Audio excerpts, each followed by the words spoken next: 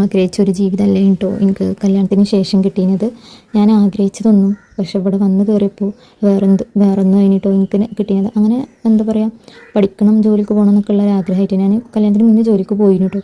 അപ്പോൾ കല്യാണം കഴിഞ്ഞപ്പോൾ ഞാൻ അതിന് പിന്നെയും പോകാൻ പറ്റും എന്നുള്ളൊരു പ്രതീക്ഷയിൽ വന്നതായിരുന്നു. പക്ഷേ ജോലിക്കും പറ്റില്ല, പഠിക്കാൻ പോകാനും പറ്റില്ല എന്നുള്ളൊരു സാഹചര്യത്തിലായിരുന്നു കേട്ടോ ഞാൻ. ഒന്നാമത് ഫിനാൻഷ്യലി പ്രോബ്ലംസും ഉണ്ടായിരുന്നു. പിന്നെ അതേപോലെ തന്നെ കുറച്ച് എന്താ പറയുക, അങ്ങനെയൊക്കെ വിടാനും മടിയുള്ളൊരു കൂട്ടത്തിലുള്ളൊരു വീട്ടിലായിട്ട് ഞാൻ ചെന്ന് പെട്ടത്. അങ്ങനെ എന്താ കുറേ റിസ്ക് എടുത്ത് പറഞ്ഞ് മനസ്സിലാക്കി ഞാൻ പഠിക്കാൻ പോവാം എന്നുള്ളൊരു ഇതിൽ പഠിക്കാൻ പോയി. പക്ഷേ അതിനും എതിർപ്പും കാര്യങ്ങളും കുറച്ചുണ്ടായിന് കേട്ടോ. പക്ഷെ അതൊന്നും ഞാൻ ഇപ്പോൾ പറയണില്ല. അങ്ങനെ അതൊക്കെ കഴിഞ്ഞ് പഠിക്കാൻ പോയി, പഠിത്തം കഴിഞ്ഞിരിക്കണം ഞാൻ എന്താ പറയുക, എനിക്ക് എന്തെങ്കിലും ഒരു ജോലി വേണമെന്നുള്ളൊരു ആഗ്രഹം ഉണ്ടായിരുന്നു. പക്ഷേ പ്രതീക്ഷിക്കാത്ത സമയത്താണ് ഞാൻ പ്രഗ്നൻ്റ് ആയത്. അതിന് ശേഷം ഞാൻ ആകെ ഒരു ഡിപ്രഷൻ സ്റ്റേജിലെത്തി.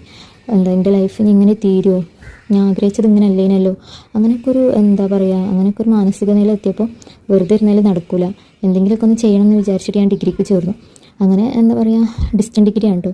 അപ്പോൾ ഒഴിവ് സമയങ്ങളിൽ പഠിക്കുക, എക്സാമിന് മാത്രം പോയാൽ മതിയല്ലോ എന്നുള്ളൊരു ഘട്ടത്തിൽ ഈ കളിയാക്കിയവർക്കും നമ്മളെ എതിർത്തവർക്കും കുട്ടികൾക്കായിട്ട് എങ്ങനെ ഇത് പഠിക്കുക എന്നുള്ളവർക്കും പിന്നെ ഹസ്ബൻഡ് വീട്ടിലല്ലേ എങ്ങനെ ഇതിനൊക്കെ ഈ തരണം ചെയ്യുക എന്നുള്ളവർക്കൊക്കെ ഒരു തിരിച്ച് മറുപടി ആയിട്ട് എനിക്ക് എന്തെങ്കിലുമൊക്കെ ഒന്ന് ആവണം, എവിടെയെങ്കിലുമൊക്കെ എത്തിച്ചേരണം, ഈ എങ്ങനെ ഇവിടെ നിന്നിട്ട് ഇതൊക്കെ പഠിക്കുക, അതിനൊക്കെ ഒരു മാറ്റിത്തിരുത്തൽ വേണമെന്നുള്ളൊരു വാശിക്ക് നിൻ്റെ ഹസ്ബൻഡ് ഇവിടെ ഇല്ല. അപ്പോൾ ഞാൻ അതിന് വേണ്ടിയിട്ട് ഇവിടെ തന്നെ നിന്നു.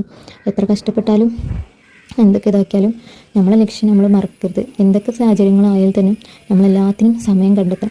അങ്ങനെ ഒരു വാശിക്ക് വേണ്ടിയിട്ടാണ് ഞാൻ ഈ വീഡിയോ കാണാൻ റിലേറ്റ് ആവുന്നവർക്ക് മനസ്സിലാവും. അങ്ങനെ എൻ്റെ എല്ലാ പരിപാടികളും കഴിഞ്ഞതിന് ശേഷമാണ് കേട്ടോ ഞാൻ പഠിക്കാനൊക്കെ ഇരിക്കൽ.